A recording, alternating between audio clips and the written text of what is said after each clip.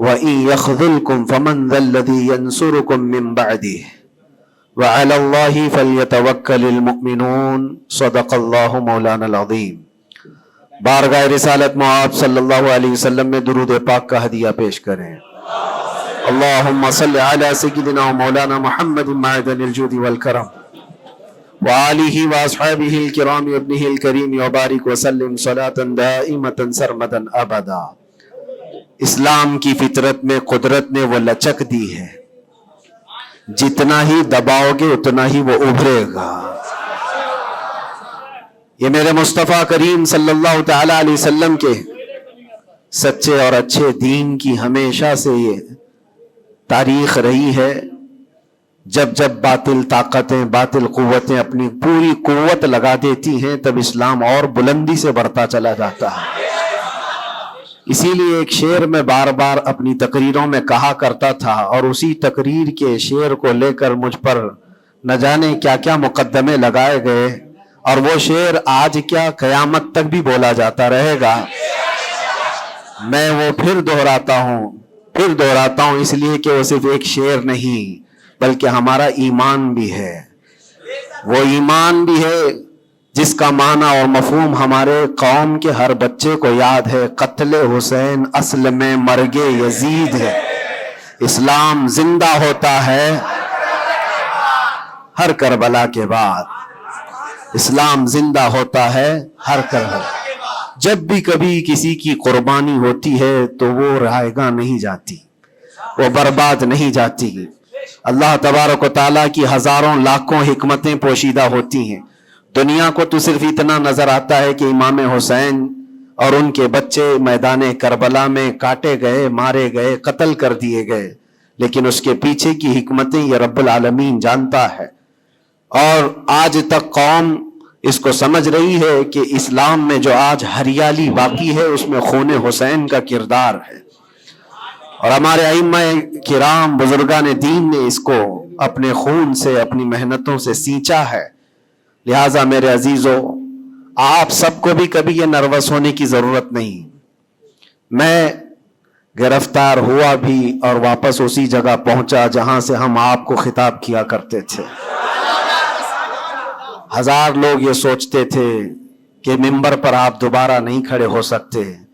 ہم نے ان سے یہی کہا تھا، میرا رب تبارک و تعالیٰ چاہے تو تمہاری گردن پہ بھی کھڑا کر دے گا، ممبر پر ہی نہیں، جہاں وہ رب تعالیٰ چاہے کھڑا کر دے۔ اور جب تک اس پروردگار عالم کو منظور نہ ہو، وہ اللہ تبارک و تعالیٰ ہمیں کنارے رکھتا ہے۔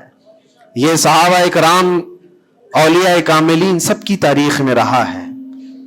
آج بڑی خوشی ہے اس بات کی کہ ہم اسی مسجد میں واپس آپ کے ساتھ جمعہ ادا کر رہے ہیں۔ اس مسجد کی روحانیت اور اس کی نورانیت ہمیں واپس یہاں کھینچ لاتی ہے۔ کئی مہینوں کے سفر بھی ہوتے ہیں لیکن واپس اس مسجد میں آ جاتے ہیں۔ نہ جانے یہاں کے لوگوں کی دعائیں یا یہاں کا کیا تعلق ہے۔ عزیزان گرامی وقار، چند باتیں میں عرض یہ کرنا چاہوں گا کہ قوم کے اندر جو ایک نروس پن ہے، خوف ہے، جس کو دوسرے لفظوں میں اگر میں کہوں تو بزدلی ہے، کس وجہ سے قائم ہے، کس وجہ سے ہے؟ یہ ڈر اور خوف کا ماحول صرف اسی لیے ہے کہ ہر بندہ کمفرٹ زون میں جینا چاہتا ہے، آرام اور عیش کی زندگی میں جینا چاہتا ہے۔ ہر ایک نے اپنے اوپر دنیا اتنی لاد لی ہے، اپنے اوپر دنیا کو اتنا سوار کر لیا ہے کہ اس سے نکلنا اس کے لیے مشکل ہو جاتا ہے۔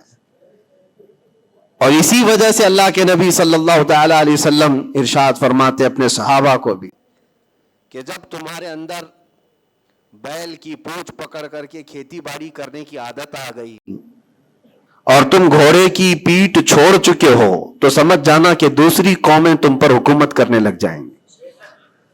آج بیل کی پونچھ پکڑ کر کھیتی باڑی کرنے کا مطلب صرف یہ نہیں ہے کہ کسان بن جائے، سب کا حال یہ ہے کہ ہمیں دنیا جمع کرنا ہے، دنیا جمع کرنا ہے، اور اس دنیا جمع کرنے کے چکر میں اس کی پوری عمر ختم ہو جاتی ہے، لیکن وہ حسرت پوری نہیں ہوتی، وہ حسرت پوری نہیں ہو پاتی۔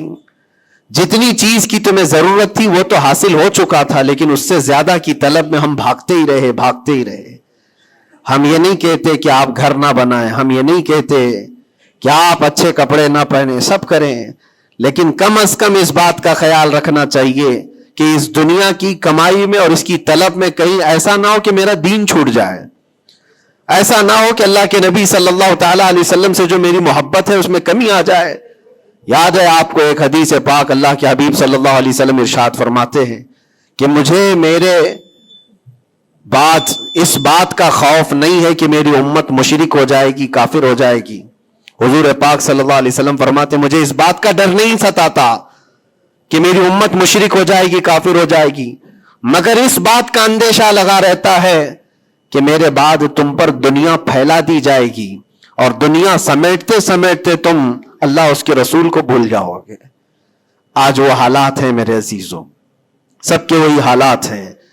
اکثر کی بات میں کہہ رہا ہوں، میں جب بھی کوئی گفتگو کروں تو اس کو میری فضیلت بیان کرنے پر محمول نہ کریں کہ میں اپنی بڑائی بیان کر رہا ہوں. میرے عزیزوں، ان حالات کو بھی ہم دیکھ کر کیا ہے کہ اندر جانے کے بعد ایک چیز دماغ میں گونجتی تھی، کیا بتلاؤں میں نے کیا کیا دیکھا.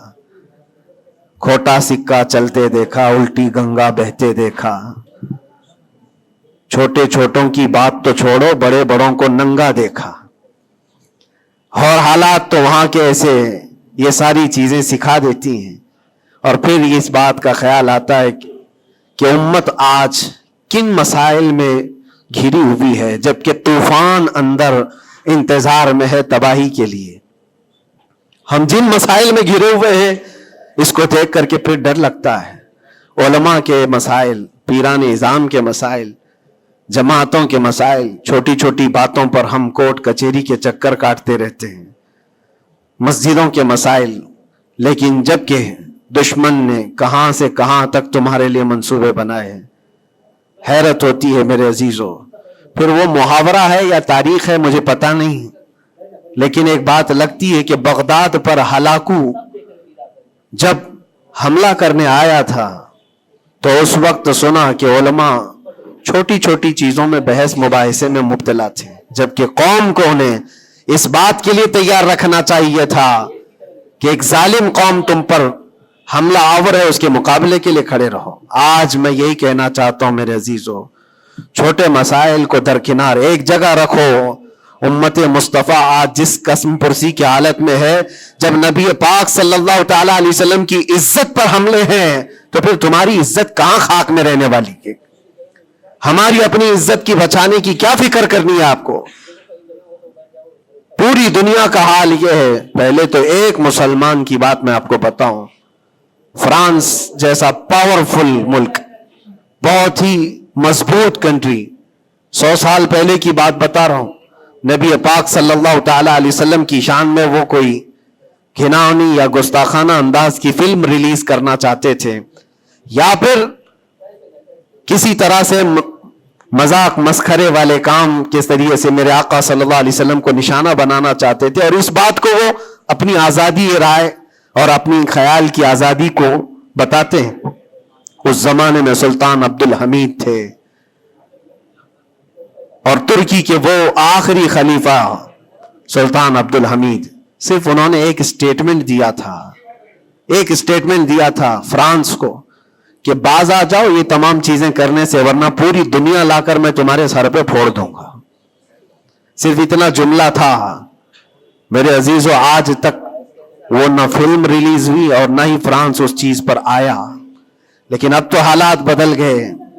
اب تو حالات ایسے بدلے کہ ہزاروں نہیں، لاکھوں نہیں، کروڑوں کی تعداد میں ہم موجود ہیں. اور پھر اسلامی ممالک کے نام پر پوری دنیا میں کتنے ملک ہیں؟ 57 ممالک اسلامی کہلاتے ہیں. لیکن کس کو فکر ہے میرے مصطفیٰ کریم صلی اللہ تعالی علیہ وسلم کی عزت پر جب حملے ہوتے ہیں؟ اور یہ تمام حالات جب اپنا درد کا میں اظہار کرتا ہوں تو پھر لوگوں کو یہ لگتا ہے کہ یہ بھڑکاتے ہیں، اکساتے ہیں. میرے عزیزوں، میں چاہتا ہوں کہ قوم اصل مسائل کو سمجھے. جو اصل مسائل ہیں ان کو سمجھو، فرض کو دیکھو، نفل کی طرف نہیں. پہلے تم پر جو فرض ہے اس کے لیے کھڑے ہو جاؤ. آج قوم کی بکھراؤ کو بھی دیکھتا ہوں تو ایک حدیث پاک میں آپ کے سامنے رکھتا ہوں. اللہ کے نبی صلی اللہ علیہ وسلم سے پوچھا گیا دین کیا ہے؟ میرے آقا صلی اللہ علیہ وسلم فرماتے ہیں الدین النصیحہ، دین خیر خواہی کرنے کا نام ہے، ہر ایک کے ساتھ اچھا برتاؤ. پھر پوچھا قلنا لمن یا رسول اللہ صلی اللہ علیہ وسلم، اے اللہ کے رسول کس کے لیے خیر خواہی کرنے کا نام دین ہے؟ اللہ کے رسول صلی اللہ علیہ وسلم فرماتے ہیں للہ ولکتابہ ولرسولہ وللائمۃ المسلمین وعامتہم، اللہ کے لیے، اس کی کتاب کے لیے، اس کے رسولوں کے لیے، اور مسلمانوں کے جو امام ہیں یا ان کے حاکم ہیں، ان کے لیڈر ہیں، ان کے لیے، اور تمام مسلمانوں کے لیے اچھائی کا ارادہ کرنا، بھلائی کا ارادہ کرنا، اسی کا نام دین ہے. دین کو اللہ کے نبی صلی اللہ تعالی علیہ وسلم نے ان تمام چیزوں کے ساتھ لگا کر کے آپ کو بیان فرمایا. اور آج میں اس میں سے ایک ٹکڑا ہی اگر بیان کروں کہ الدین النصیحہ لائمۃ المسلمین وعامتہم، مسلمانوں کے امام، مسلمانوں کے جو لیڈر ہیں ان کے لیے اور عام مسلمانوں کے لیے خیر خواہی کرنے کا نام دین ہے. اور آج میرے عزیزو اس بات کی بہت زیادہ ضرورت ہے، بہت زیادہ ضرورت ہے. اجتماعی طور پر سب دیکھیں کہ ہمارا مفاد کس میں ہے، امت کا کام کس میں ہو سکتا ہے. اور ایک حدیث میرے آقا صلی اللہ علیہ وسلم فرماتے ہیں من اصبح ولم یہتم، حضور اکرم صلی اللہ علیہ وسلم فرماتے ہیں من لم یہتم بامرنا فلیس منا، جو اس حال میں صبح کیا کہ میری امت کا خیال نہیں کیا، حضور فرماتے وہ ہم میں سے نہیں ہے، وہ ہم میں سے نہیں ہے. کتنی صبح ایسی ہوتی ہیں جو تم صبح اٹھ کر کے سوچتے ہو کہ امت کا کیا ہونا ہے. یا آقا کریم صلی اللہ علیہ وسلم فرماتے ہیں جس نے میری امت کا خیال نہیں کیا وہ مجھ میں سے نہیں ہے، وہ ہم میں سے نہیں ہے. عزیزان گرامی وقار، ہر ایک کو ایک درد ستاتا ہے کہ کل کیا کھاؤں گا، کل کیا پہنوں گا، میرا گھر کیسے بنے گا، میری جاب کیسے لگے گی. لیکن ان غربائے امت کے لیے کون سوچتا ہے جو کاٹے جا رہے ہیں، مارے جا رہے ہیں، جن کے گھر اجاڑے جا رہے ہیں، ان کے بارے میں کبھی دل کے اندر نرمی آتی ہے؟ اگر تمام مسلمانوں کے دلوں کے اندر یہ نرمی اور یہ رحم ہوتا تو میرے عزیزو حالات ایسے نہیں ہوتے تھے، حالات ایسے نہیں ہوتے.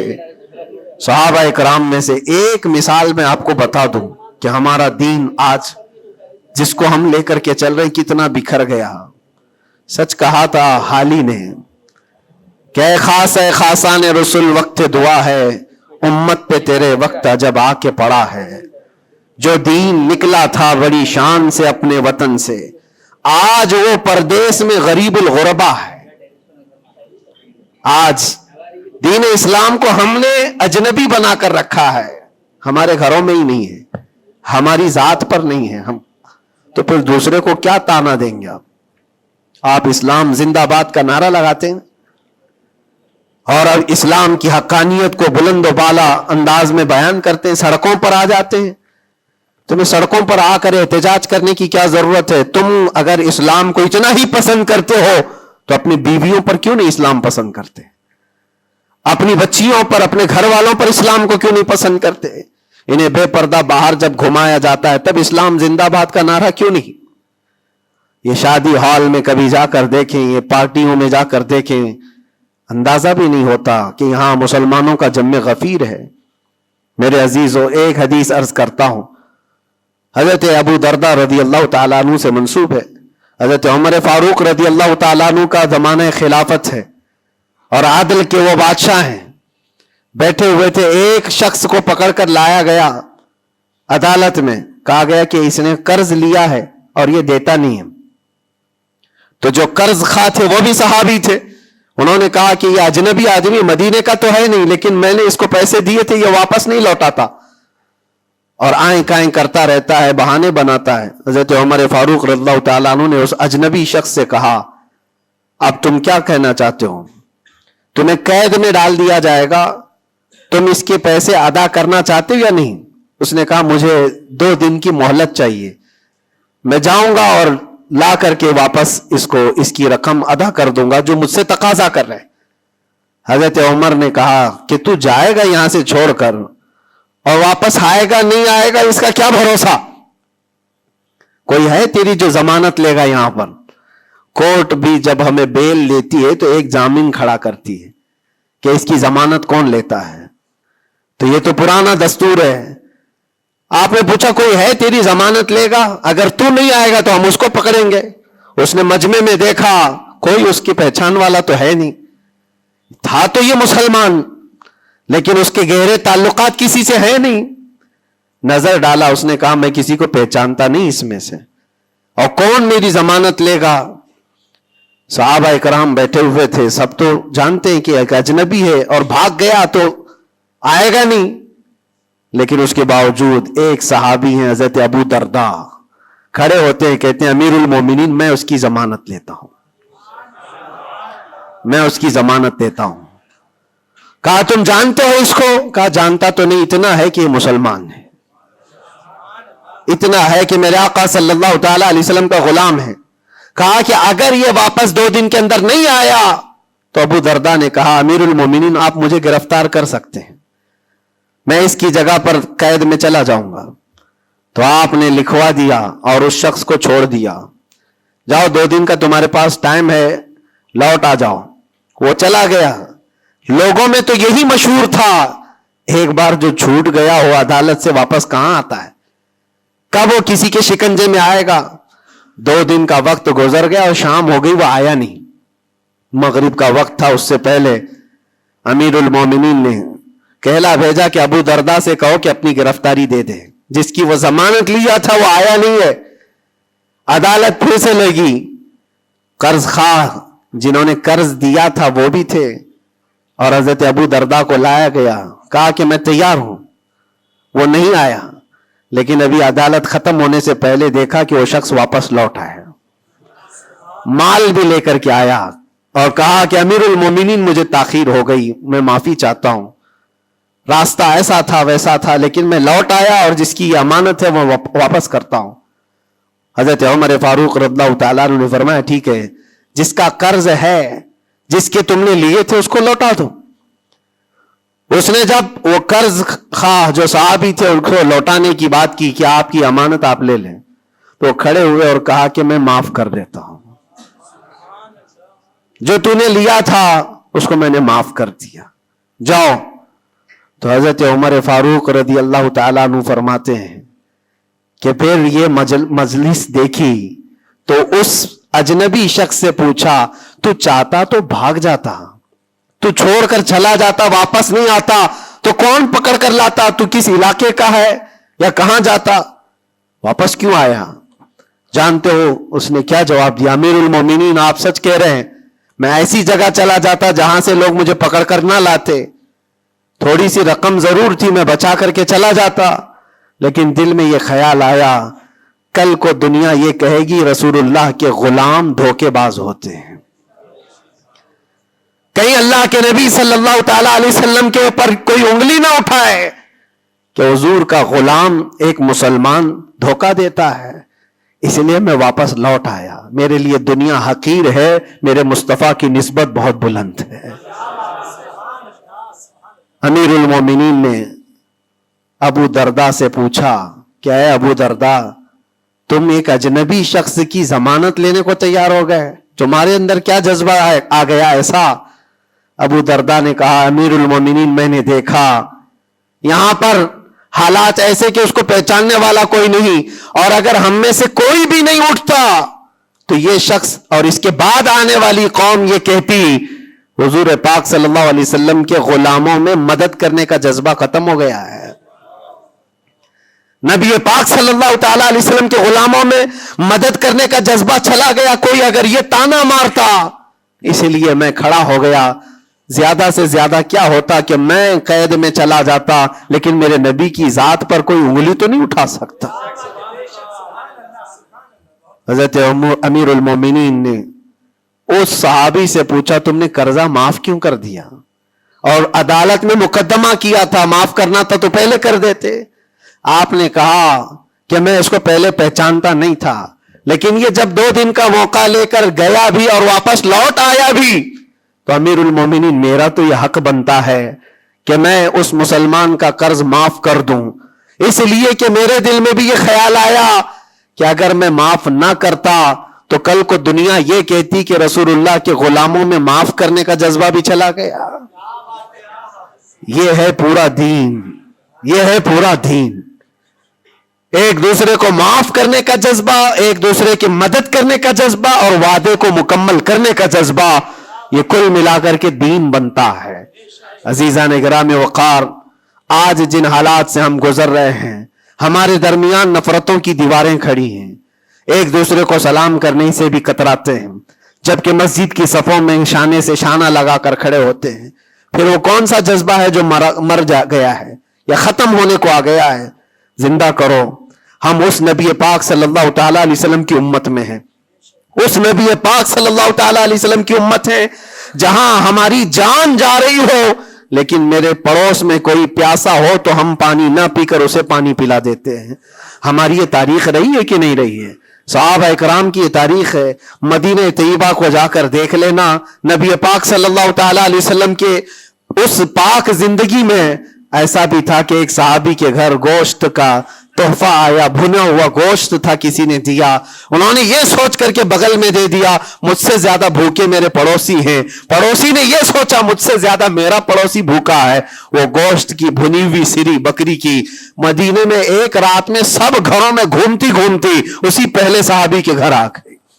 ہر ایک کو یہ خیال تھا مجھ سے زیادہ حق اس کا ہے، ہر ایک کو یہ خیال تھا مجھ سے زیادہ اس کا حق ہے۔ عزیزان گرامی وقار، آج جو حالات ہیں وہ بہت بدلے ہوئے لگتے ہیں، بہت بدلے ہوئے لگتے ہیں کہ ہر ایک کو یہ لگتا ہے سب سے زیادہ حقدار میں ہوں، مجھ پر ہی رحم ہونا چاہیے، میری مدد ہونی چاہیے، دوسرے کی ہو یا نہ ہو۔ یہ تمام باتیں صرف اس لیے کہہ رہا ہوں کہ ائمۃ المسلمین اور عامتہم جو حدیث پاک میں آیا ہے، مسلمانوں کے امام، مسلمانوں کے لیڈر، ان کے بارے میں خیر خواہی کرنا یہ بھی دین ہے۔ اور آج تو جن حالات کو دیکھ رہے ہیں ہم، الیکشن کا ماحول ہے، ہر ایک کی نظر لوگوں کے صرف ووٹ پر لگی ہوئی ہے، اور پھر اس کے بعد پتہ نہیں 5 سال تک تو ڈھونڈتے رہو، پتہ بھی نہیں ملتا۔ لیکن ان حالات میں مسلمانوں کو یہ چاہیے کہ وہ اپنے حق رائے دہی کا پورا استعمال کریں۔ تمہارے کچھ حقوق ہوتے ہیں، تمہارے بھی کچھ مطالبے ہونے چاہیے۔ ہر قوم آج ووٹ دینے سے پہلے اپنے مطالبے رکھتی ہے کہ ہمارے محلہ بڑا خستہ حال ہے، اس کی گٹر بنا دو، اس کے فلاں کر دو، بجلی پانی صحیح کر دو۔ یہ ضروریات زندگی کے مطالبے تو رکھتی ہی ہے، مسلمانوں کے مطالبے کہاں چلے گئے؟ ہمارے حقوق کے بارے میں کبھی بات کیوں نہیں رکھی جاتی؟ اسی لیے میرے عزیزو، میرا مشن تو صرف اتنا ہے، ہمارا لیڈر وہی ہے جو ناموس رسالت کے لیے کھڑا رہتا ہے۔ ہم اس کو لیڈر بھی مانتے ہیں جو میرے آقا صلی اللہ تعالی علیہ وسلم کی عزت کے لیے کھڑا رہے، اس لیے کہ میرے عزیزو ہمارا پورا ایمان یہی ہے، ہمارا پورا ایمان یہی ہے۔ اور آپ کو پتا ہے محمد کی محبت دین حق کی شرط اول ہے، اسی میں ہو اگر خامی تو سب کچھ نامکمل ہے۔ اور اگر تم نبی پاک صلی اللہ تعالی علیہ وسلم کی محبت اور ان کی عظمت کے لیے کھڑے ہو گئے تو دنیا یوں ہی سنور جائے گی۔ آپ کو پتا ہے ڈاکٹر اقبال نے کیا ایک بہت پیارا حل دیا تھا ہمیں، بہت پیارا حل ہے۔ مسائل تو بہت ہیں، ہم بھی چاہتے ہیں ہمارے لیڈروں کے پاس رکھیں، ہماری ایجوکیشن کے مسائل ہیں، ہمارے گھر بار کے، ڈرینیج کے، روڈ کے، لائٹ کے، پانی کے، بہت سارے مسائل ہیں۔ اس کے علاوہ غربت کے مسائل، جاب لیس نوجوانوں کے مسائل، بہت ساری چیزیں ہیں، کیا کیا مسئلے رکھے۔ اور پھر قوم کے اندر جو خرابیاں آئی ہیں وہ تو ایک پہاڑ کے برابر ہیں۔ ہر دوسرا تیسرا نشے کا عادی ہے، ہر دوسرا تیسرا اخلاق سے گرا ہوا ہے۔ یہ تمام معاملات، عورتوں میں بے حیائی، نوجوانوں میں نشہ کی عادت، یہ تمام چیزیں دیکھ دیکھ کر ہم سوچتے ہیں کن کن مسئلوں پر بات کریں اور کس کس چیز کا علاج کرنے کے لیے نکلیں۔ تو ڈاکٹر اقبال نے ایک بات بتائی تھی، وہ دنیا گھوم کر کے آئے ہوئے انسان تھے، وہ پیرس گئے، اٹلی گئے، جرمن گئے، اور وہاں کے قوموں کی ترقیاں بھی دیکھی، اور اس کے بعد واپس آ کر کے کہا میں نے اپنی قوم اور حضور کی امت کی ترقی کو بہت گہرائی سے دیکھا، 8-10 سال کا ریسرچ کیا، میں نے معلوم کیا کون سی فیلڈ میں اپنے نوجوانوں کو اتارا جائے تو یہ کامیاب ہوں گے، کون سا ایسا میدان ہے جس میں مسلمانوں کو جمع کر دیا جائے تو یہ ترقی میں آ جائیں گے. سائنس ہے، فزکس ہے، جغرافی ہے، اسٹرونومی ہے، بہت ساری چیزیں ہیں، کس چیز میں اتارا جائے. تو ڈاکٹر اقبال کہتے ہیں میں نے بہت غور و فکر کیا، آخر کار اس نتیجے پر پہنچا کہ اس امت کی کامیابی کا صرف ایک ہی نقطہ ہے، ایک ہی راز ہے کہ محمد سے وفا تو نے، تو ہم تیرے ہیں، یہ جہاں چیز ہے کیا لوح و قلم تیرے ہیں، لوح و قلم تیرے ہیں. ہر مسئلے کا حل اس بات پر ہے. اسی لیے میں فوکس کرتا ہوں میرے عزیزو، نبی پاک صلی اللہ تعالی علیہ وسلم کی عزت کی حفاظت کے لیے جو کھڑا ہوتا ہے اللہ تعالیٰ اس کے سارے مسائل کو یوں حل کر دیتا ہے. اسی لیے آیت کریمہ بھی میں نے یہ پڑھی، ان ینصرکم اللہ فلا غالب لکم، اللہ فرماتا ہے اگر اللہ تمہاری مدد کر دے تو دنیا میں سے کوئی ایسا نہیں جو تم پر غلبہ حاصل کر سکے، کوئی غالب نہیں آ سکتا اگر اللہ مدد کر دیا. وَإِن يَخْذُلْكُمْ فَمَنْ ذَا الَّذِي يَنْصُرُكُمْ مِنْ بَعْدِهِ، اللہ فرماتا اور اگر اللہ گرا دے تو دنیا کی کوئی طاقت تمہاری مدد نہیں کر سکتی، کوئی طاقت مدد نہیں کر سکتی. ایک بات، بہت ساری چیزیں ہم نے سیکھی ہیں جیل کے اندر کے حالات، انشاءاللہ کبھی طویل داستان پوری میں بیان کروں گا، لیکن ایک بندے کو دیکھا تھا، اس کے گھر والے بھی چھوڑ چکے سب، اس کو چھوٹا سا ایک کیس ہے لیکن جیل کے اندر اس کی ضمانت ہوتی نہیں، گھر والے کرانا چاہے تو ہو جائے 4 دن 5 دن میں، لیکن کوئی چاہتا نہیں. تھوڑا سا مانسک سنتولن بگڑتا چلا گیا، دماغی توازن کھونے لگا. ہوتا کیا تھا سنو، وہ ایک نارمل نوجوان تھا اور مہینہ گزر جاتا کوئی ملاقات کے لیے بھی نہیں آتا گھر والا، تو جیل میں ہنگامہ کرنے لگ جاتا، مار توڑ اور پھر نہ جانے کیسی کیسی حرکتیں. تو جیلر پریشان ہو کر کے اس کے گھر فون لگاتا، اس کے باپ کو کہتا کہ بھائی تم اپنے بیٹے سے ایک بار ملنے تو آ جاؤ، وہ ہنگامہ کر کے رکھا ہے، کبھی ملاقات بھی نہیں لیتے ہو.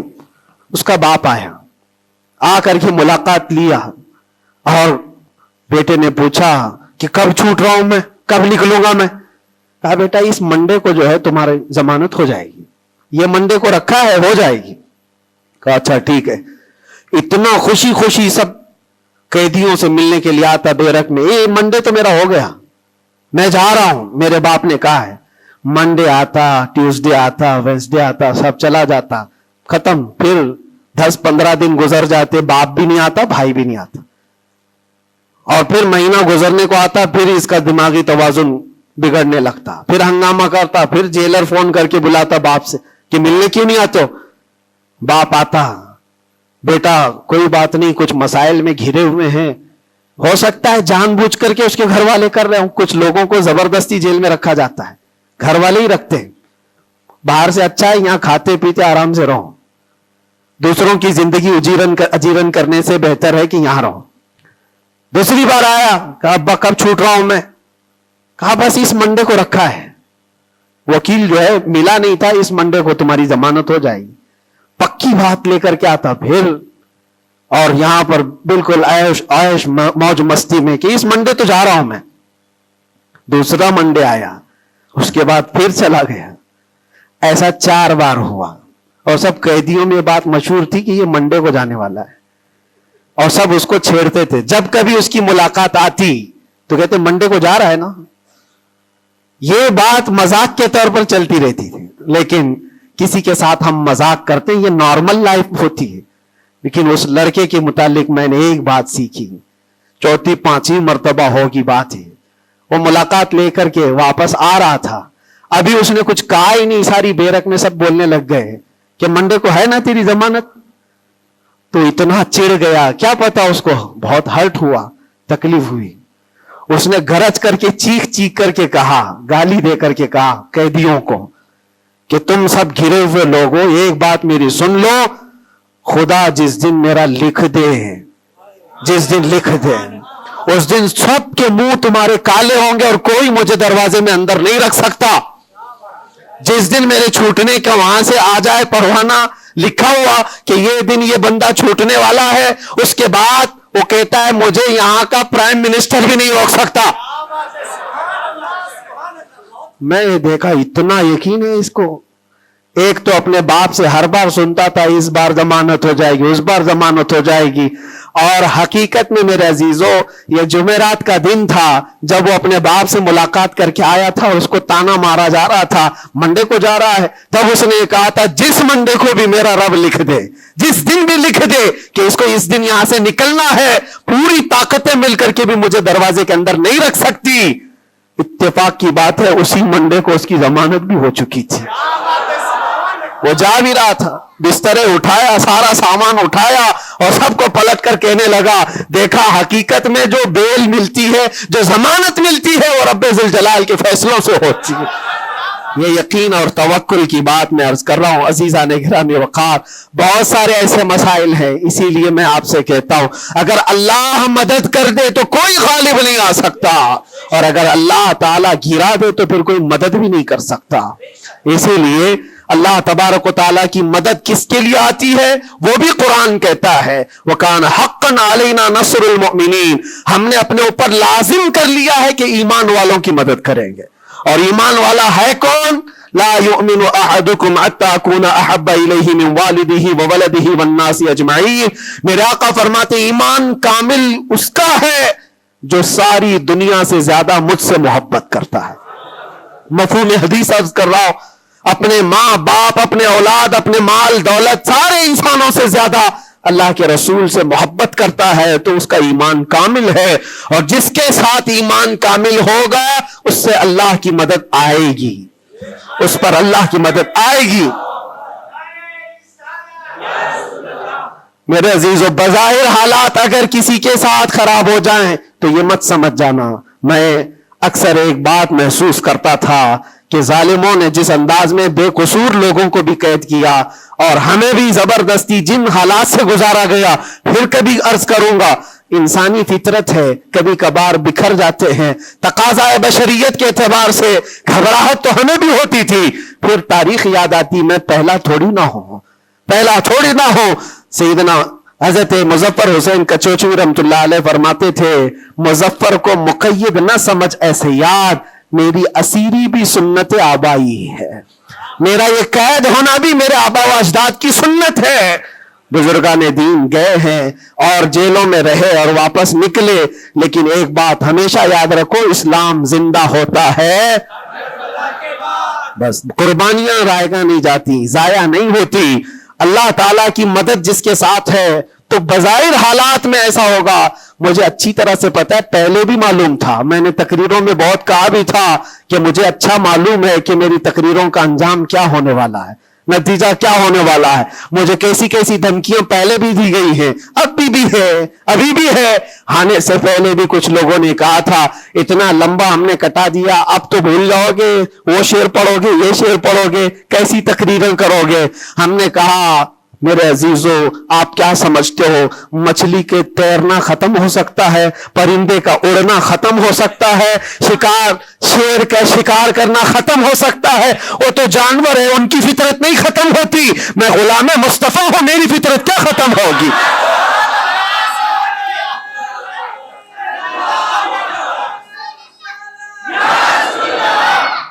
میں غلام مصطفیٰ ہوں, حق بات بولنا میری فطرت ہے, اور ہم اپنی فطرت سے بغاوت نہیں کرتے. اور یہ 8 مہینے نہیں 8 سال بھی رہے, اس کے بعد نکالیں ہم وہی بات کہیں گے جو میرے مصطفیٰ کی عزت کی بات ہوگی. عزیزان گرامی وقار, حالات بظاہر کچھ دنوں کے لیے ہوتے ہیں. امام احمد بن حنبل پر تو 1500 کے قریب نہیں 300 کے قریب کوڑے لگائے گئے تھے. 300 کوڑے کس کو کہتے ہیں, انسان مر جاتا ہے. وہ امام احمد بن حنبل 5 لاکھ حدیثوں کے حافظ, لیکن جمے رہے, ڈٹے رہے, نہ کبھی ان کا عزم ختم ہوا, نہ حوصلہ ختم ہوا. ائمہ اعظام کو یہ تمام چیزیں گزرنی پڑی ہیں. امام اعظم ابو حنیفہ رحمۃ اللہ تعالی علیہ جیل میں تو انتقال ہو گیا, جیل میں انتقال ہو گیا اس امام کی جس کو کروڑوں آج فالو کرتے ہیں. عزیزان گرامی وقار, ایک بات یہ سمجھ کر کے چلو, مصیبتیں آئیں گی لیکن اللہ کی مدد بھی آئے گی. ہاں، ہر اندھیرے کے بعد اجالا ہوتا ہے. ان مع العسر یسرا، اللہ قرآن میں فرماتا ہے ہر تکلیف کے بعد آسانی ہے، ہر تکلیف کے بعد آسانی ہے. اور میں تو ذہن میں یہ پریپیئر کر کے رکھا تھا، ذہن میں دماغ میں یہ بات بٹھا کر رکھا تھا، آزاد ہونا نہ ہونا یہ اللہ کی مرضی پر ہے، لیکن اگر مر کر کے میری لاش بھی باہر آتی تب بھی مجھے اس بات کا اطمینان تھا جو بات ہمیں کہنی تھی وہ ہم کہہ چکے. انشاءاللہ رب تبارک و تعالی ہماری ان باتوں کو بچوں تک یہ محفوظ بھی کرائے گا. اور مجھے تو باہر کی خبریں زیادہ نہیں ملتی تھی کہ یہاں لوگوں کے دلوں میں کیا جذبات ہیں، بچوں کے دلوں میں کیا جذبات ہیں، لیکن قیدی جب جاتے تھے چھٹی پر 4 دن 5 دن اور واپس آتے تو یہی کہتے ڈسکس تو ہمارا کچھ نہیں ہوتا، آپ کے بارے میں ہمارا خاندان پوچھتا رہتا ہے. جیل میں آپ ہیں، فون کرو تو لوگ ہمارے متعلق پوچھتے رہتے. پھر دل میں یہ احساس ہوتا تھا. اور جیل میں بھی دیکھتا ایک ایسا بھی لڑکا تھا چین سنیپر، چین کھینچتا اور چوری کرتا واپس آتا، لیکن ایسا ڈھیٹ آدمی تھا، ایسا ڈھیٹ، میدان میں کھڑے ہو جائے، سارے قیدیوں کے سامنے کھڑے ہو جائے اور پھر ہر دن ایک بات اتنی بول کر کے ہی جاتا، صرف اتنی بول کر کے جانا اس کی عادت سی ہو گئی تھی. ہم دیکھتے رہے باہر بھی یہی منظر ہے، اندر بھی یہی منظر ہے. تم کسی کی زبان کو بند کرنا چاہو، ختم کرنا چاہو تو ایسا نہیں ہوتا. اللہ تبارک و تعالیٰ جس چیز کو چاہے ہر جگہ پھیلا دیتا ہے. پھر یہ احساس ہوا میرے عزیزوں، تبلیغ اسلام صرف ہم ذریعہ ہوتے ہیں پہنچانا، میرے رب کی شان ہے، میرے رب کی شان ہے. اور حقیقت میں آپ کو بتاؤں، دلوں کو اپنی طرف مائل کرنا یہ ہم میں سے کسی کے اندر طاقت نہیں ہے. آج ہزاروں لاکھوں جو مجھے سننا چاہتے ہیں، اس میں بظاہر میرا کوئی کمال نہیں. بات ان کی کرو اور ہر دل پہ راج کرو، ان کی بات کرو.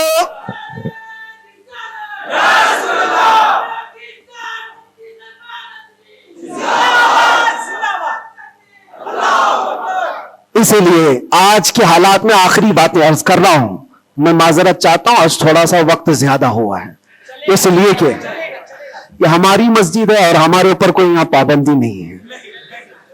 یہاں پر الحمدللہ جو لوگ بیٹھے ہیں 8 مہینے کے بعد سن رہے، 9 مہینے کے بعد سن رہے ہیں، تو تھوڑی کسر میں بھی نکال لوں. اس لیے میں تھوڑا زیادہ وقت آپ کے ساتھ لے رہا ہوں.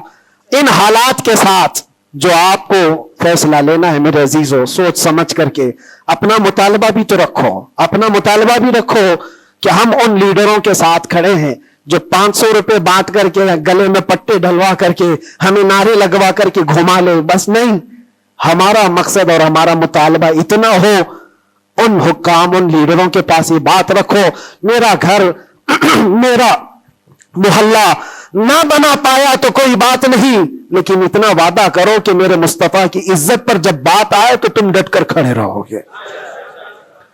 یہ گستاخیوں کا ماحول ختم ہونا چاہیے، ہونا چاہیے کہ نہیں ہونا چاہیے. اسی لیے میرے عزیزوں، اور بظاہر ہماری بات یہ ہے کہ ہم سب سے ان لوگوں سے محبت ضرور کرتے ہیں جو قوم و ملت اور ملک کی فلاح و بہبودی اور میرے حضور پاک کی عزت کے لیے کھڑے ہوتے ہیں. ہم ان کے ساتھ ہیں کسی بھی طرح سے.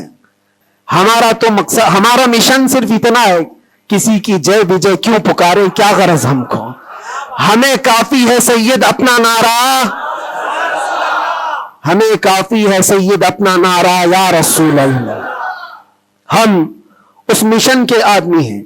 لیکن پھر بھی جن حضرات نے بھی محبتوں کے ساتھ ہمارے نام کو پھیلایا ہے، ان کے مقاصد اگر صرف پولیٹیکل ہیں تو ہمارا ان کے ساتھ کوئی بھی لین دین نہیں، ہمارا ان کے ساتھ کوئی تعلق نہیں.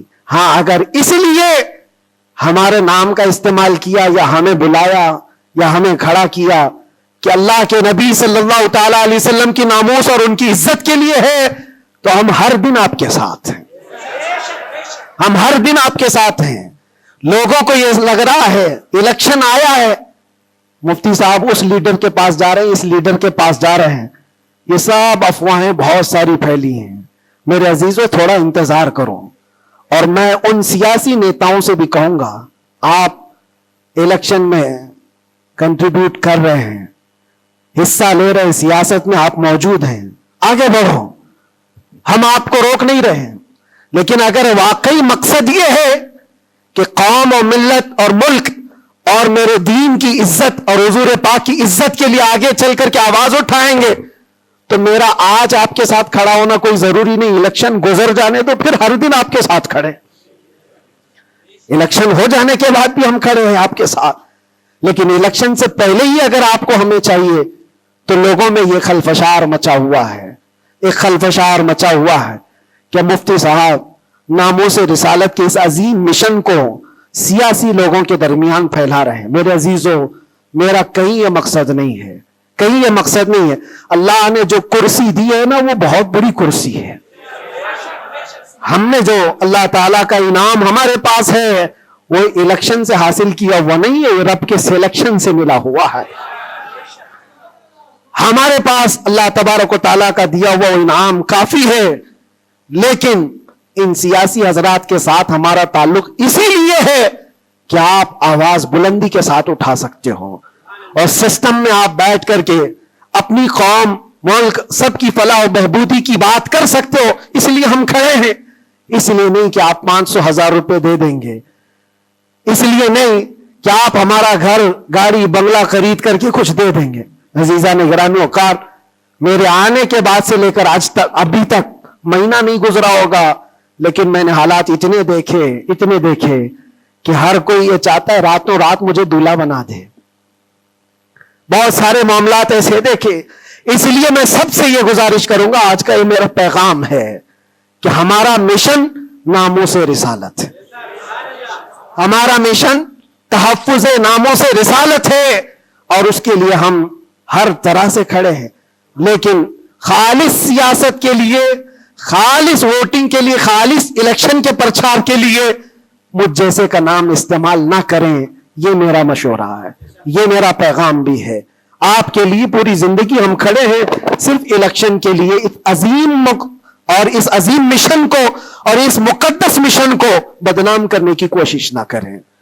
ہاں, پولیٹیکل جس انداز میں بھی آپ کو مدعے اٹھانا ہے اٹھائیں, لیکن حضور پاک صلی اللہ تعالیٰ علیہ وسلم کی عزت کا یہ جو مشن ہے, ناموس رسالت کا مشن ہے, اس کو صرف یوز کرنے کے لیے استعمال نہیں ہونا چاہیے, بلکہ جو بھی بندہ مومن کھڑا رہے گا وہ اپنی جان کے ساتھ کھڑا رہے گا.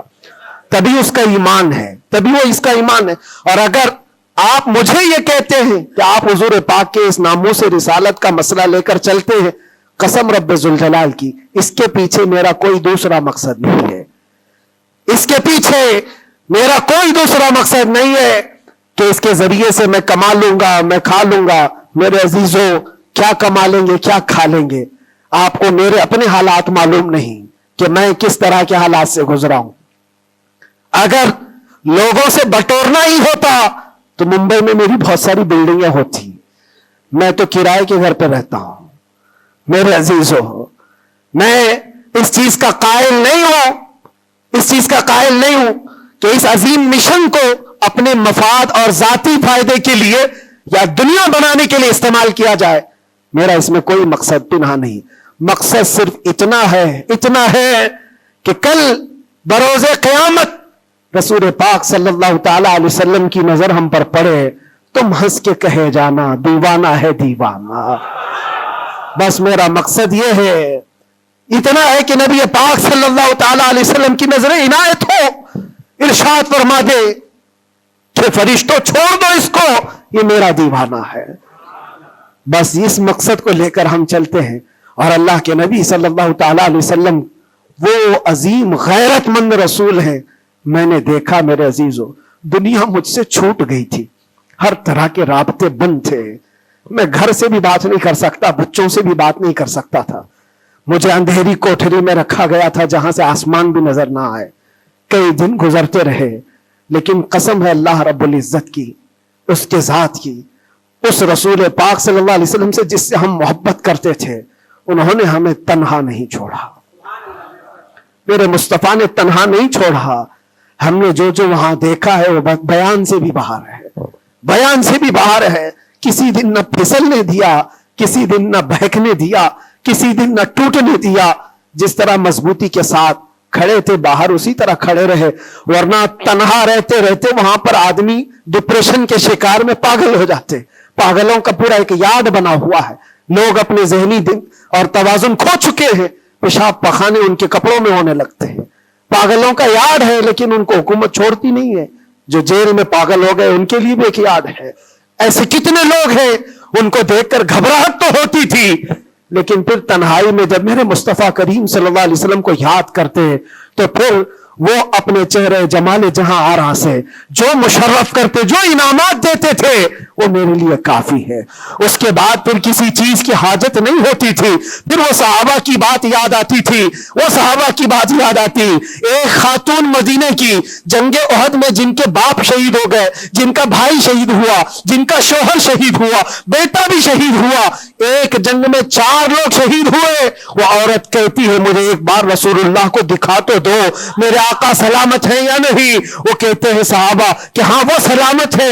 وہ خاتون میرے مصطفیٰ کے چہرے کو دیکھتی ہے اور اس کے بعد کہتی ہے کل مصیبت بعدک جلل یا رسول اللہ، اے اللہ کے رسول آپ کے ہوتے ہوئے ہر مصیبت حل کی ہے، آپ اگر سلامت ہیں تو ہر مصیبت چھوٹی ہے۔ اسی لیے ان کا یہ نعرہ تھا صحابہ کا، ہر ستم ہر ظلم گوارا ہے، ہر ستم ہر ظلم گوارا ہے یا رسول اللہ، بس ایک بار تو کہہ دے کہ تو ہمارا ہے، ایک بار تم کہہ دو کہ تو ہمارا ہے، ہر ستم ہر ظلم ہمیں گوارا ہے۔ اللہ کریم ہم سب کو حضور پاک کی محبت میں جینے مرنے کی توفیق عطا فرمائے۔ اللہ کریم ہمیں آخری سانس تک اس مشن پر قائم و دائم رکھے۔ ظالموں کے ظلم سے، کافروں کے کفر سے، مشرکین کے شرک سے اللہ ہماری حفاظت فرمائے، اور ہم سب کو مولا توکل اور یقین کی دولت عطا فرمائے، اور آج کے حالات کے اعتبار سے مولا تعالی ہمیں صحیح طریقے کے حکام نصیب فرمائے، اور شریر حاکموں سے اللہ ہم سب کی حفاظت فرمائے۔ وآخر دعوانا الحمدللہ رب العالمین۔ السلام علیکم ورحمۃ اللہ وبرکاتہ۔